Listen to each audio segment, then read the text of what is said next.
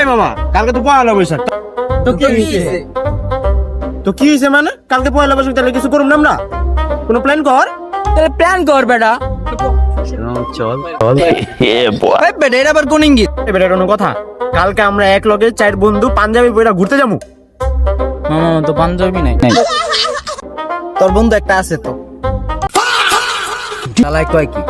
আগেবার দাওয়াতে গেছে আমার পাঞ্জাবি পরে, আবার বলে আবার তোরা পাঞ্জাবি।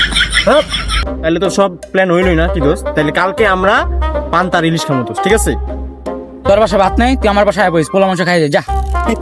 তোর বাসা আবার পোলা মাংস কবে রানলো? তো ওই দুইজনের বাসা পোলা মাংস কবে রান্ধে? দুপ মামা কালকে তোর লেগা স্পেশাল কাচ্চি রান্ধুন, তুই কালকে আয় পড়ি। দূরও বেটা, আমার বাসায় খাওয়া মানা করছে। পান্তা ইলিশ ঐতিহ্যবাহী একটা খাবার, এটা বৈশাখের দিন সবাই খায়। তখন লোকে প্ল্যান করে মজাই নেই বেটা। যা বেটা, যাও না, যা। তাহলে মামা আমি আপনি কালকে যাচ্ছি খেতে। তাহলে মামা আমি দুধ বেটা, ওগুলো কোনো প্ল্যানই করবো না। তাহলে মামা পাঞ্জাবিটা দিস দে বেটা। ওই তো নাই পাঞ্জাবি কই পাম, এক প্ল্যানই তো ক্যান্সেল। যা বেটা, টাইম থেকে কি করো, আমি হচ্ছে গা।